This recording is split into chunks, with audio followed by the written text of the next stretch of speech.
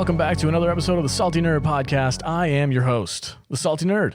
And today's episode, we're going to be discussing the 80s classic, They Live, an alien invasion movie all about subliminal messaging and control. And I love it. And joined with me today is my illustrious co-host, Matt Vader, the barbarian himself. What's up, Matt? Not much. How are you? I'm doing good. I always freak out when you call me the barbarian because I'm just so far from it. You keep growing that beard, buddy. Dude, I had a coworker this week. You know, he listens to the show, and he told me that because I took my mask off and my whiskers all popped out, right? Yeah. And he told me I look like a biker, and that if he was out in public with his kids, that he wouldn't let his kids come up near me. Wow. And that kind of made my day. That's awesome. It's like, that's the look I'm going for. That's perfect. So yeah, that guy was funny. I'm going to get you a leather vest that says the barbarian. Okay. We'll get a podcast vest. Gang vests. Gang vest. Yeah. Biker vest. We'll get beat up so much. Barbarian MC. Yeah. Also joined for the podcast today is Juju, the ambassador of estrogen. Welcome to the show. Thank you. And author extraordinaire Matthew Kadish. Welcome to the show. I'm here to talk about movies and chew bubblegum. He's all out of I'm all out of bubblegum. bubblegum.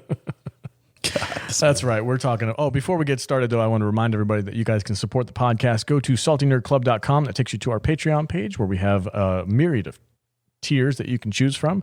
Toss us some cheddar, help us out. You get some rewards in return, some exclusive content, as well as some stickers and possibly even a T-shirt if you pick a high tier.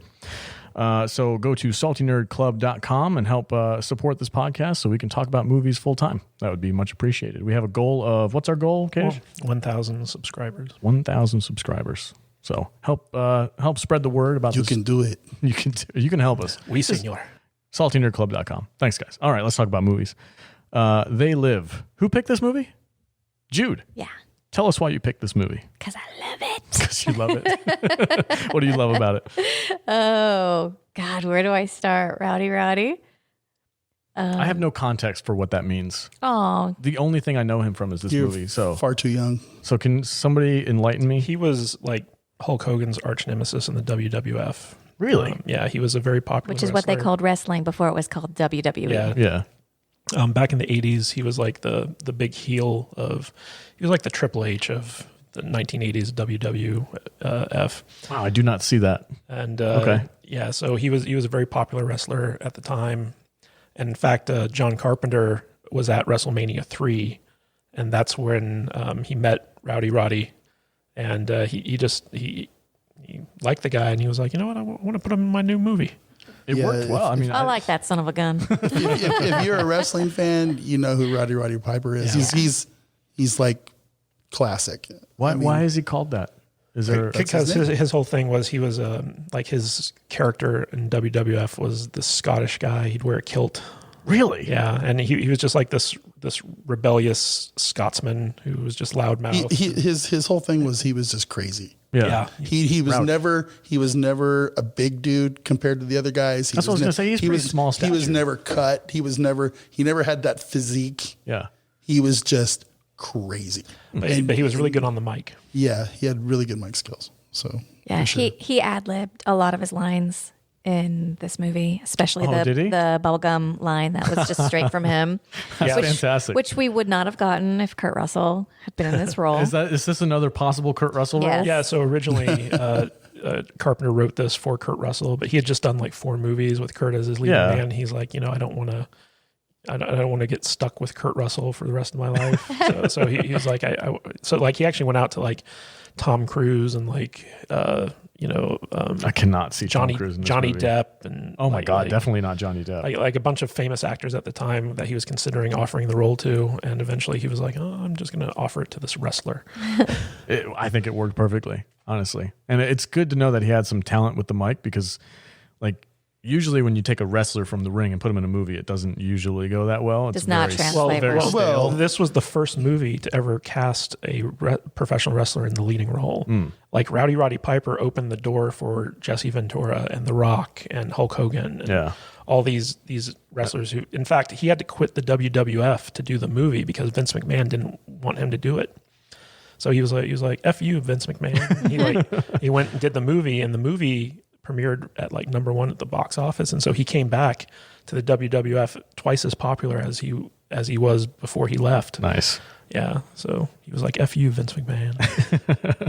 I do what I want. That's a nice backstory. Thank you guys. I had no idea about any of that stuff. I think it was fairly recently, within the last 10 years, that I've seen this movie for the first time. And I was like, my God, it was mind blowing. It's mind blowing. Yeah. Because I mean, I have a little bit of a conspiracy nut in me, and this just feeds into that directly. And I'm like, it's all real. It's all true. Like, this movie rings so true to me. Everything about it. I'm like, yep, that's happening. Yep, that's happening. You just need to calm your ass down. Yeah, John Carpenter's movies are all about questioning the reality of reality. Yeah, yeah, I buy into that 100%. It's why he's one of the greatest filmmakers ever. Like, his visual style is not very good, but like conceptually, like, his movies are always very interesting to me.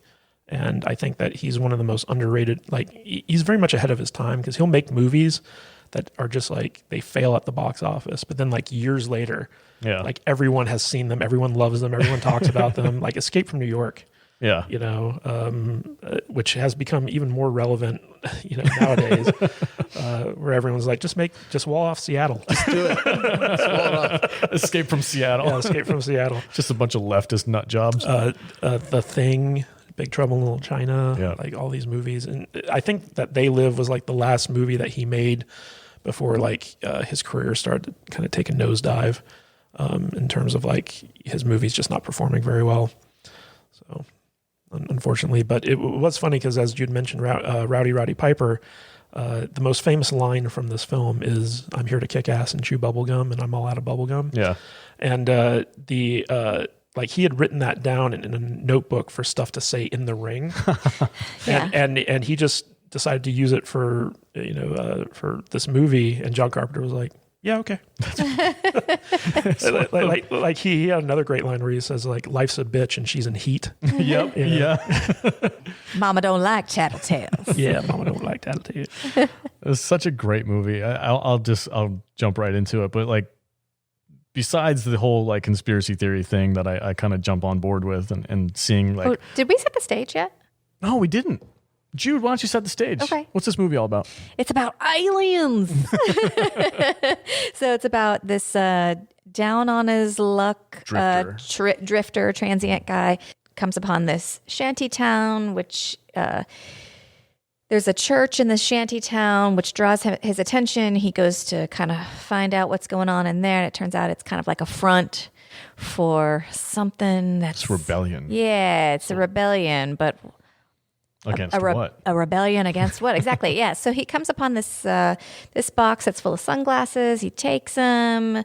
The police come in and they kind of like decimate the town. And all he's got is this like box of sunglasses. And he's like, "What's the deal with this?" And he puts on the sunglasses. It turns out the world is filled with aliens that are in disguise, and they have been subliminally controlling us all this time. The sunglasses allow you to see who's what the message that they're trying to instill in us is, and who the aliens are.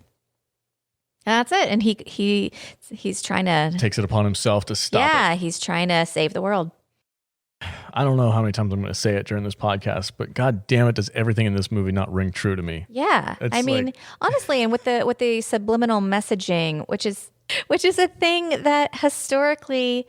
people were doing to try to control people and to try to get them to buy their products and consume their stuff, and they had to eventually become outlawed. That's a real part of history. Yeah, for sure. And it still happens today. I mean, like, marketing teams all over the world are being taught how to... It's called advertising. Yeah, advertising. Subliminally control people's buying habits. So like it just... I don't know, man. I watch this movie and I don't really see a science fiction movie. I just see a documentary about the times. I really see like a dark documentary on like what life is actually like, and people just turn a blind eye to it because it's accepted as like, yeah, it is what it is. You have to do it. You know? It never fails. As many times as I've seen this movie, it never fails to make me cringe every time he initially sees that first alien and he just like reveals himself. What does he say? You look like...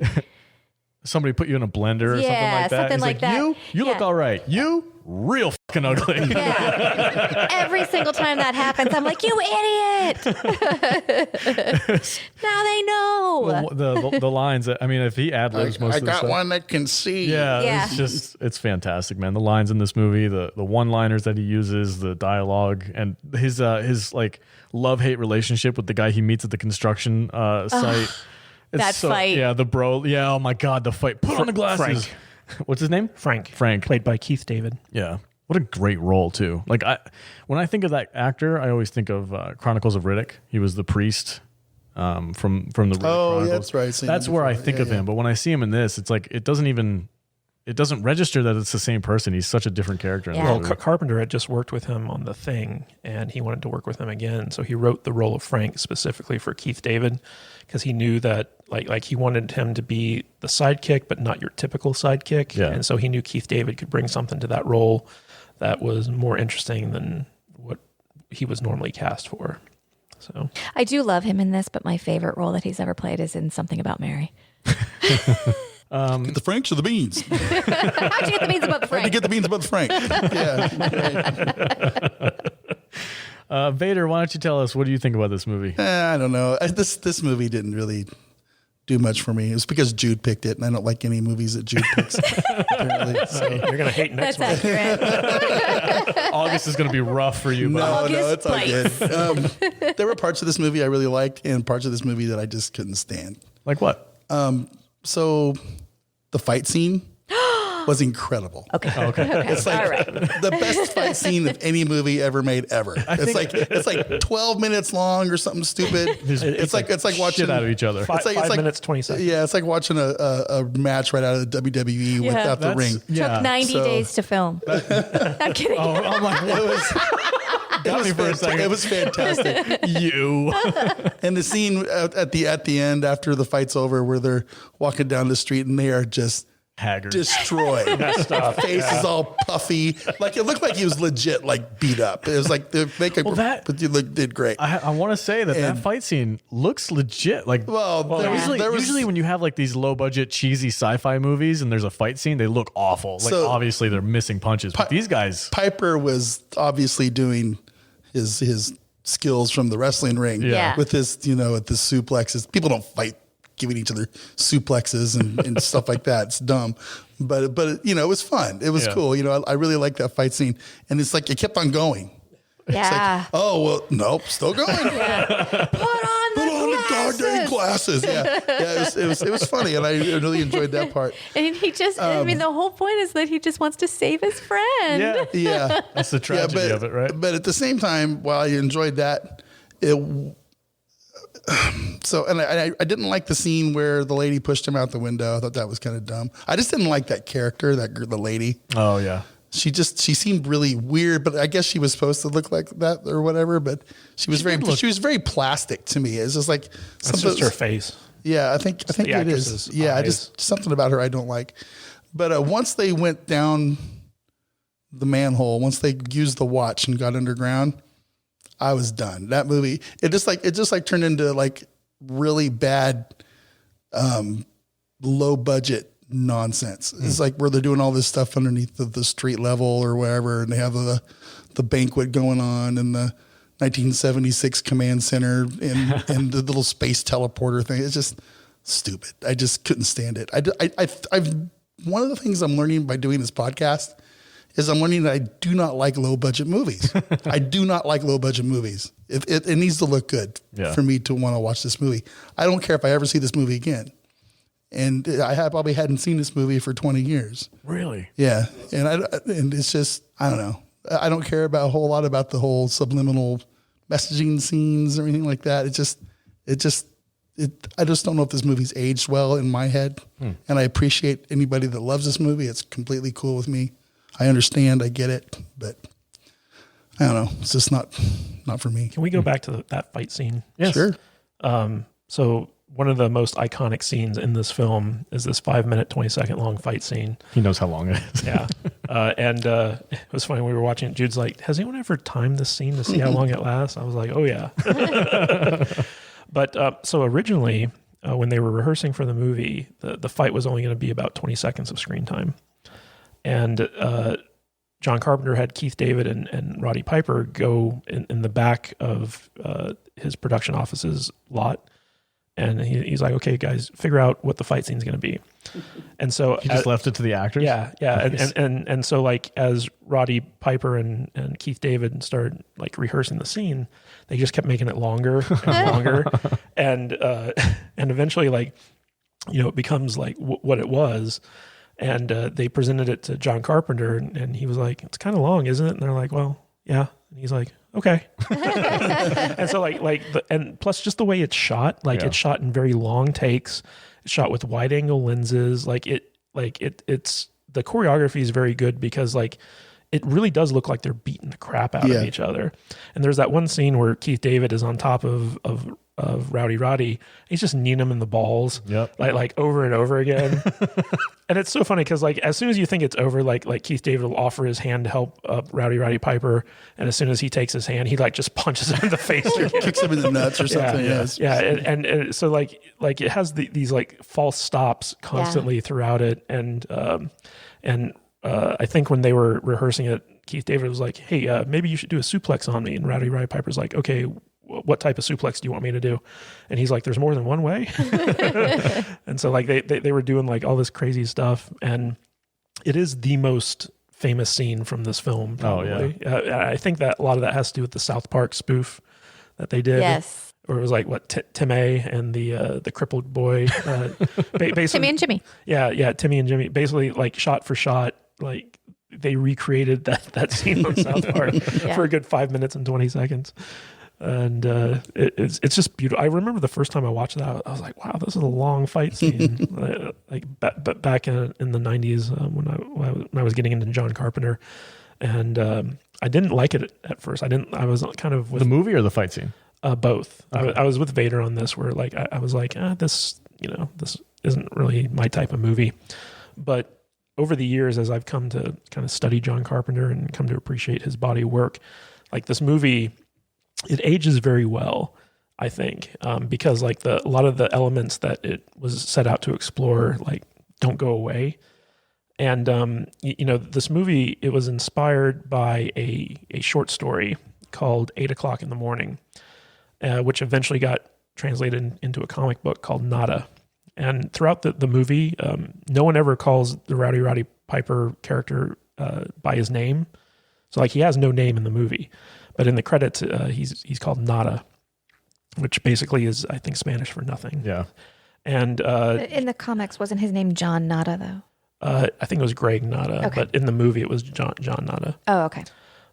So in the short story, basically, it's kind of the same thing where the main character goes to like a hypnosis exhibition in a theater, and he accidentally gets hypnotized. And when he wakes back up, he's able to see all these aliens who are secretly running things. And once they realize he can see, they give him a hypnotic command that, you're very old and you're going to die at 8 o'clock in the morning of a heart attack. And so like once that command's given, it's basically a death sentence. So he has until 8 o'clock in the morning to try to warn humanity about these alien overlords. And he goes around, he's like killing all these aliens and stuff like that, and trying desperately to convince people that, he's not crazy. And John Carpenter was such a fan of both the short story and the comic book that he optioned both of them so that he could, write this movie. And his inspiration for doing so was kind of in direct response to Reaganomics. At the time that this movie was made, it was like the whole it was called the Me generation, and Ronald Reagan was president, and there was just this kind of like resurgence of hyper-capitalism in the country. And John Carpenter, he's kind of like a hippy-dippy type guy to begin with, but he is a capitalist. But he believes that unfettered capitalism and consumerism is dangerous because it creates like greed and corruption and stuff like that. And so, he wanted to make a movie that addressed that, and They Live is basically what we got. So the social and political commentary in this movie is kind of at the forefront, but kind of dressed up in this like funny sci-fi action movie facade that kind of slips in these subversive takes on on capitalism and Reaganomics and stuff like that. And it was actually funny because Roddy Piper, he was a big fan of Ronald Reagan. And so when he was doing press for the movie, like he refused to talk about any of the political themes because he was like, I don't want to bash Reagan. Yeah, when I watch this movie, not only is it just a ton of fun to get through, and I mean the one-liners and the action scenes where he walks into the bank and he just blows everybody away. Like it's so much fun to just the pure sci-fi carnage. But again, just the actual message behind it, it just captures me every single time. It never gets old. Like you said, it's something that, was meant to be, not anecdote. What's the word? Allegory. It's meant to be an allegory for something that happened in the 70s and 80s. But nowadays, like I think we've gotten there. Like everything that in this movie that was like, oh, be careful, this could happen. It's like, I feel like we're already there. The hyper capitalism where everybody's like, well, nowadays we're being controlled by mega corporations. We're more into Judge Dredd world now than we are. They live. And the Amazon and Taco Bell is the nicest restaurant. And the Demolition Man stuff. Like it's more like a Blade Runner. Oh, Blade Runner. Yeah. I feel like some of the worst things that we're being warned about have come true. Like it's such a weird thing to think about that this is what they could, like, this could happen to us if we're not careful. Now we're 2020 and we're like, yep, happened anyway. Sorry, guys. I also think like if you change your perspective throughout the movie, like how interesting each scene becomes. Like when you see the bank scene, for example, when you are watching the bank scene, you're seeing it through the character's eyes, and he's seeing that these aliens are in control, and he has to save the world. But if you go through the episode without those, take the glasses off. If you take the glasses off and you're just seeing some madman come in and just start blowing people away and spouting off one-liners, like it's horrifying. Yeah. So like the perspective that you have when you're watching each scene, if you change your perspective, it really makes each scene much more interesting. God, can you imagine all the modern like tragedies that happen if Exactly. you just like look at it through that lens? What if you put your glasses on? God damn, that'd be weird. Yeah. Yeah, so I hadn't seen this movie in a very long time, and having studied John Carpenter and kind of knowing what I know about him now, like every movie that John Carpenter makes, he approaches it like he's making a Western. That's kind of his motif, I think, with the exception of maybe Halloween. But like he's always loved Westerns, and so you have like this character with no name, which is literally like the Clint Eastwood character who's based on Yojimbo from Akira Kurosawa. He shows up, like there's this great shot at the opening where we just see the graffiti strewn downtown Los Angeles, and the train passes by, and as soon as the train goes by, boom, the drifter, Roddy Piper. And I turned to Jude when that whole scene happened. I was like, I really wish Kurt Russell was in this movie. Because, it's funny because Roddy Piper, he had kind of a hard life. And unfortunately, he passed away a couple years back. But he was homeless for a while, and he really had to work hard to get to where he was. And I believe he was Canadian. He was Canadian. Yeah. So he had to apply for green cards and immigrate into the U.S. and stuff like that. He was a guy who really worked for everything that he had. And John Carpenter just saw on his face the hard life that had come up, and he wanted that for the character. And one of the John Carpenter's kind of trademarks is like a lot of his movies don't have a lot of dialogue or stuff happening. Yeah, it's all very visual. A lot of his movies take their time to get going, and this movie, like the whole first act, is just very slow, very, very slow. And Roddy Piper does not have a lot of dialogue in this movie. So a lot of his performance is just based off of his reactions to stuff, like his facial reactions. And I think even Roddy Piper later on, years after they made the movie and they go back, they're doing the audio commentaries for it. I think he kind of expressed regret that, like he wished he had done stuff a little bit differently, but because he was like so new to, feature film acting, it wasn't quite right. But there was a controversy where there's a scene where Roddy Piper is on a construction site, and he's got his shirt off, and he's like digging a ditch or something. And I turned to Jude, when we were watching it, and I was like, man, Roddy Piper was ripped. and because, Vader said earlier about how, like, he wasn't always as big as some of the other wrestlers out there. A lot of people accused the film of putting his head on a stand-in's body to make him look buffer than he really was. And, could they do that back then? Not really, but I was gonna say, but I mean, when Roddy Piper, when he'd go touring around. I think just to clarify on that, what I really mean is Vince McMahon in WWE. He has a body type. He's notoriously stubborn especially back in the '80s, for his wrestlers to all be big, buff, not necessarily cut like they are today, but just big dudes. Like Hulk Hogan. He was exceptionally big, but if you look at the wrestlers back then, they all have a certain body type, and Roddy Piper really stood out against those guys in a lot of ways. So yeah, and when he was touring around doing his wrestling shows, like fans would come up to him and be like, like, did they just put your head on someone else's body in that movie? and like when he mentioned it to John Carpenter was like, what are these people talking about? Like, we wouldn't have done that. Yeah, I mean, like this movie is a very typical John Carpenter movie in terms of his like sci-fi / horror fare, because there are like horror elements to this film. Yeah, when they're being chased down and like, we got one that can see. Like every time they look at an alien and the alien realizes that they're looking at them, they all start whispering into their little. That's freaky, man. Into their crazy little watches. Yeah, the little communicator watches. Like that does freak you out if you're watching the movie. They have the low whispering. I'm sorry, you can see us. Yeah, it's like, oh, it throws chills up your spine when you're watching it. And all the subliminal signs, like the billboards and magazines and stuff, where it says "obey, consume." Marry and reproduce, stuff like that. That was all taken from the comic book version of the source material, where they had like these things and they were peppered everywhere. And so like, it's just so disturbing because all the scenes where the stuff is revealed, the world beneath the world, it's all shot in black and white. Mm-hmm. And it's very stark. And then at the end, when they succeed in destroying the satellite that's keeping everyone kind of hypnotized, it goes into color. And, there's a fun little dig at, we were talking about Godzilla 98 a while back, and about how they were making fun of Siskel and Ebert in that movie with the mayor and his assistant. And in this movie, it ends literally with like a big dig at Siskel and Ebert, where they're actually aliens and they're like ragging on John Carpenter movies. So John Carpenter was just like a big middle finger to those guys.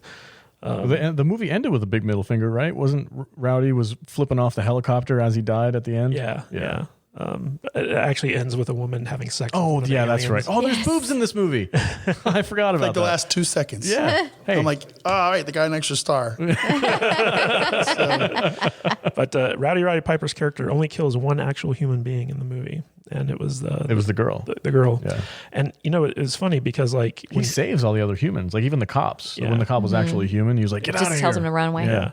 And like when that woman kills Frank, Keith David's character, like it happens so fast. You're just like, whoa, wait, did he just die? And so it's kind of like a tragic ending where. What was her deal? Was she like she was in on it, right? She was a conspirator. Okay, yeah, she was like the homeless guy that was wearing the tux later. Oh, okay, yeah. And he was kind of like they basically sold out to to the aliens, which it's another weird like.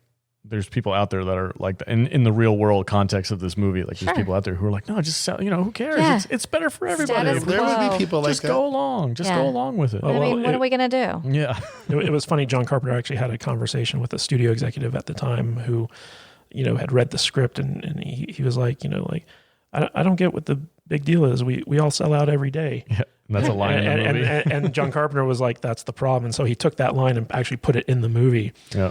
And it was kind of emblematic of like the Hollywood mentality that hasn't changed over the years. There's always going to be people that are looking out for number one. Yeah. Yeah. What can make me the most money? There's in the real world, there's people that do that. And in that, what was that John Goodman movie we watched a couple of weeks ago? That was all about State. that. Yeah, it was all about that same kind of thing. So. Yep.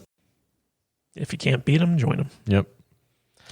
I don't know what else to say about this movie. I love watching it. It's a regular watch for me. I think it's at least once a year. Yeah. I'll sit Really? down. Yeah. So the Roddy Piper character. I just have to keep it fresh in my mind, man. Stay woke, brother. So the actors who were considered to play the main character, the Roddy role, it was Tom Cruise, Yeah. Patrick Swayze, Yeah. Sylvester Stallone, Yeah. David Hasselhoff, No. Wow. and Johnny Depp. I could see Patrick Swayze doing that. Yeah. I could see the Yeah, face. I could see Swayze doing that movie. I could see the Haas too. Yeah, the drifter. Okay. Kind of. Yeah. The I see mullet. it. The mullet. That would have made it better. What probably. year? When in relation to Point Break? When would this have come out? Before or after that? Point Break was in 93, I think. Oh, so way I before. thought it was that. 94. This was 87. Okay, so it would have been semantics. before that. It was 88, I think. This was during his Dirty Dancing. Oh, Point era. Break was 91. Okay. Did you notice that the communicators the alien use at the end of the movie are just the PKE meters from Ghostbusters? Ghostbusters, yes. I did notice that. So this movie was made for a budget of just over like $3 million. So like they had like no money for Yeah, you anything. can tell too. Yeah. So, They're like, I'm go to sorry, the but- prop room and pick something out. like 3 million like that's more money than I'm ever going to have in my bank account. And I'm curious, where did that, like, nothing in this movie screams like this is what they spent the money on. So what was it? Like, all the sets were just normal places you would go. Well, you know, the makeup for the aliens was real basic latex masks. so and some to make a makeup. movie between $3 and $4 million, you have to understand that there's stuff like insurance, there's union rates, because I hate unions. because they shot this movie in downtown LA, they actually had to pay off the gangs to keep the gangs from accosting the set. That's awesome. Like stealing their equipment and like, you know, doing drive-bys and stuff. Wow. Yeah, so like they were We're going bribing. to give you 3 bags of rims. You leave us alone. Yeah, so they were paying off the LA street gangs to leave them alone. How does one do that? You just go down to the street and be like, hey, are you a gang member? You have your location manager approach the people who are on the corner. Hey, I want to buy some drugs. Take me to your head drug guy. It's like Like, look, man, how much is it going to cost for us to keep you out of this area for like a week? whose hood is. But like the street level dudes can't make that call. Well, no, you go to the guys on the corner and like, hey, I'd like to talk to Take me to your leader. Jeez, that's so weird, man. Yeah. So like, Well, you never been in a gang before? No. And I don't feel like I should have to do that. Just get the fuck out of my way, dickhead. Like, I don't know. like That's how you get killed. Yeah. you can spend money really fast in making a movie, Apparently. and you know, John Carpenter movies, like he does a lot of the stuff himself. Like he scores all of his own movies and he edits them and things of that nature. In fact, he wrote this movie under the pseudonym of Frank Armitage, which is a kind of callback to Lovecraft. H.P. Lovecraft, because John Carpenter's like a huge fan of H.P. Lovecraft. It's his favorite author. HK is the drug from Jean-Claude Van Johnson. You know, like you put that in my head.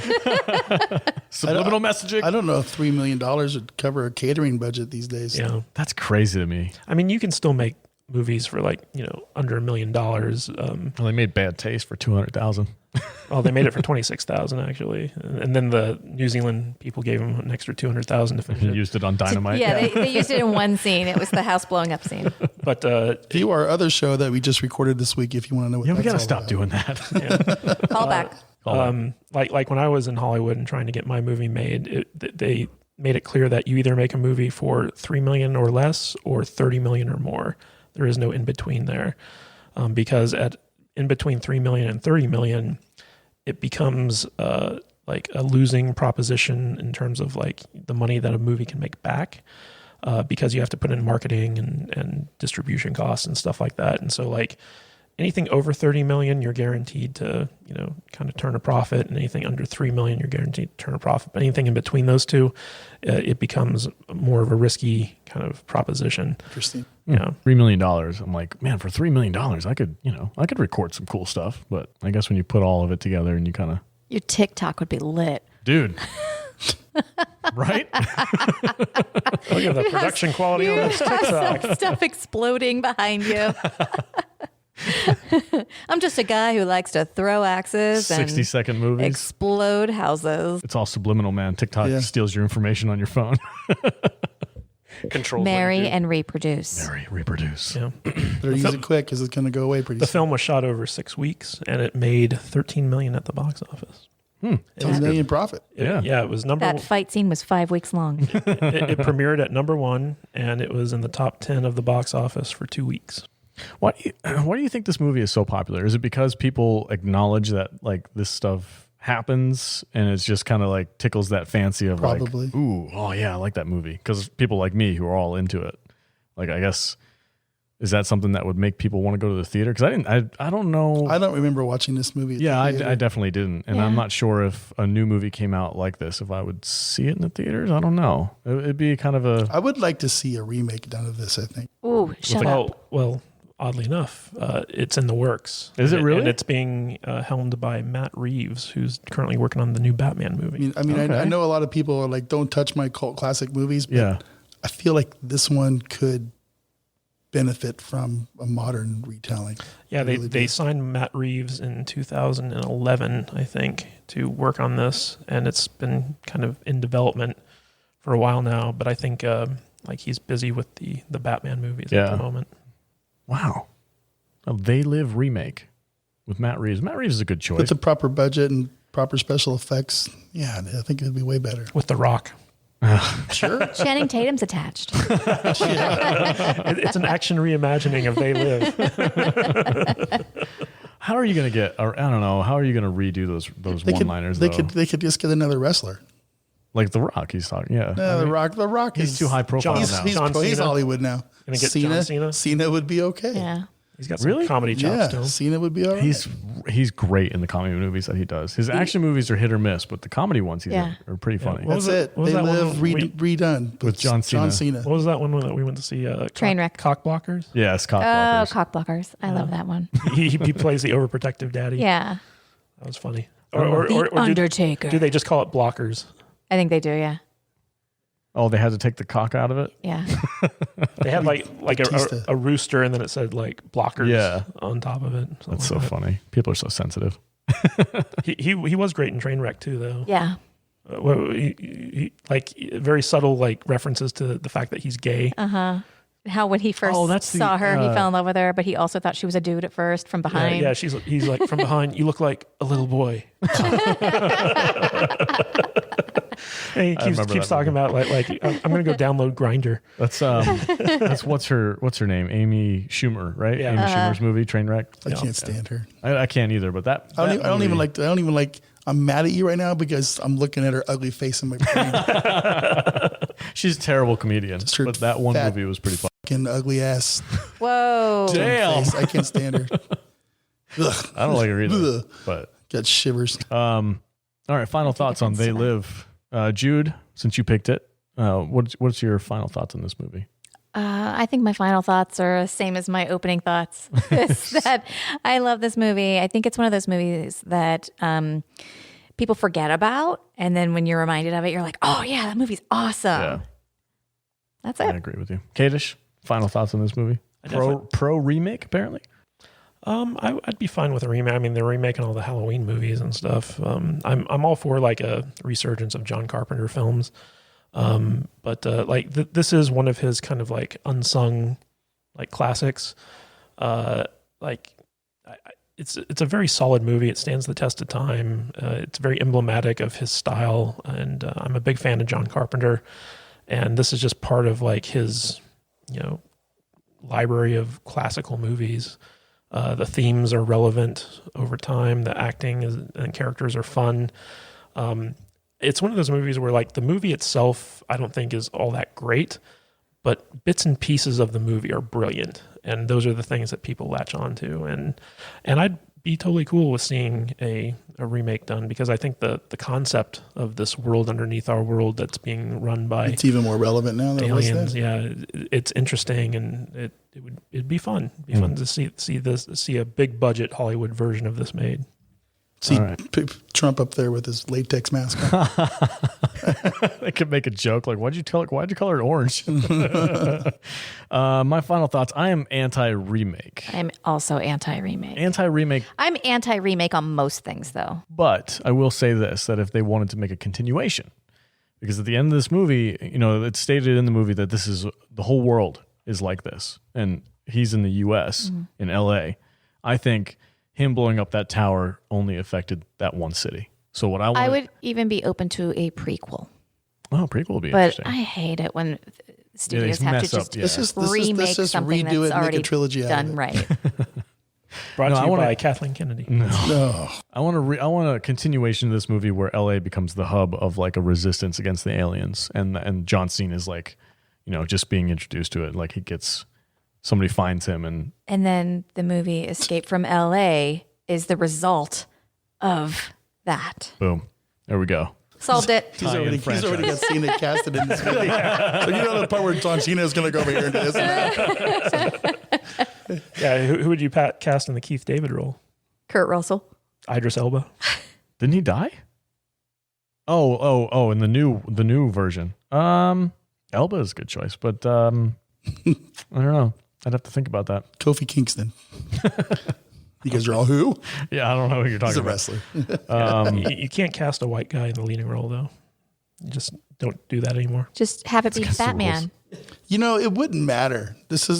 You could cast anybody in that role now. It doesn't have to be It would a have white to be guy. a woman, person of color. I don't want to see a woman in the role. I mean, I know it sounds misogynistic of me, but I don't want to see that.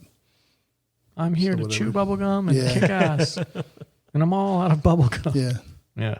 I don't know. Maybe they could go really big budget and do make Chris Pratt do it or something like that. Chris Pratt would be good. Yeah, he would. He would be funny. It would be good. Yeah. I wouldn't mind that. It's a good idea. Anyway, I'm anti-remake, but if you want to do a continuation and finish the story off, I'm down. I could see that happening. Because our votes matter. Yes. Because we're big time. So get out there and vote, people. Other than that, I find this movie completely intriguing. Just the idea of, the subliminal messages and everything that we're sold on a daily basis by media outlets and products and movies. It checks all the tinfoil hat It does. categories. It really does. I'm all in. I believe every bit of it. If somebody told me that aliens were controlling, international demons were controlling the world, I'd be like, absolutely right. I keep saying that, and you don't believe me. I told you I believed you. Anyway. I got my reservations for the vacation to the Bohemian Grove in a couple weeks. Oh, sweet. So yeah, looking forward to the. Make sure you take a hidden camera. Yeah, I'm looking forward to the fire ritual Watch out for those child and sacrifices. the demon summonings. All right. Well, Vader, what's your final thoughts for this movie? Oh, I like parts of it and I despise other parts of it. I'm pro remake. Really? Yeah. Definitely You pro-remake. like the budget movies. I don't. It just felt kind of cheap, but there was some fun parts in it. He wants to give him a chance to put more boobs in it. yeah, more than just. God, that was like the most gratuitous boob scene I think of any 80s movie. I'm like going the whole thing. Really? And it's like, and then there's the last 2 seconds of the movie. What's the matter, baby? Boobs. It's like, oh, boobs. So yeah, it's like, why did they put that in there? Because they could. It's like they needed just enough, a little bit more to get that R rating. Is that what it was? Just edge it up How a they little get bit. you. Yeah. The last 3 seconds of the movie. All right, everybody. That was our take on They Live, the 80s classic alien movie. And we hope you guys enjoyed the podcast. If you'd like to support this podcast, please go to saltynerdvideo.com. That takes you straight to our YouTube channel. Like and subscribe. We're trying to hit the milestone of 500 subscribers. We're about 220-ish right now.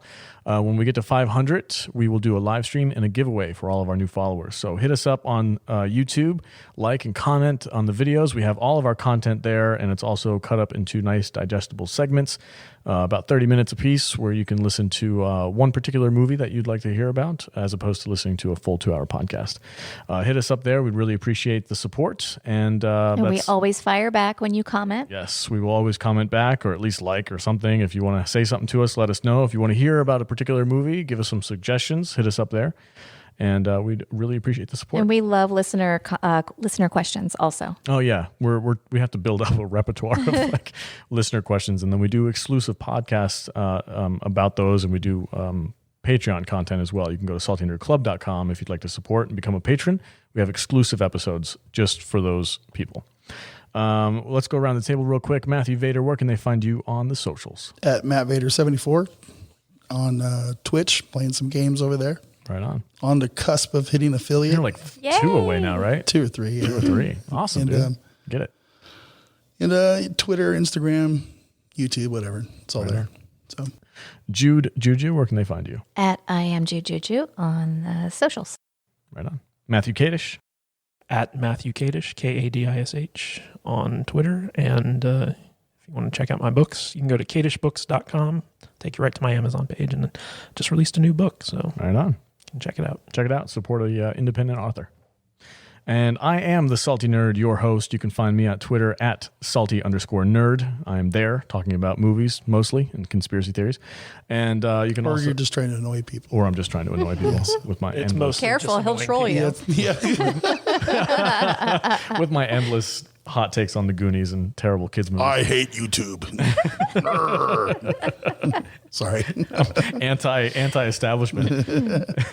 Don't fall for it. Don't fall for the Your subliminal TikTok messages. is much happier than any of your other content. Your TikTok is all like, "Hi, I'm a nice guy. Follow me." And all the women commenting are like, Yeah, I love it's your eyes. Yeah. Oh God, you're so sexy. Oh, Daddy, take me. Put the boards up in your garage cutie. with your hammer and stuff. It's like, Play with those power tools some more. manly content. Some manly content over there. It's good stuff. TikTok's getting banned anyway, so it's like, I just got here. Whatever. All right, everybody. Thanks for listening. Have a great night, and we'll talk to you next week. Bye. boobs.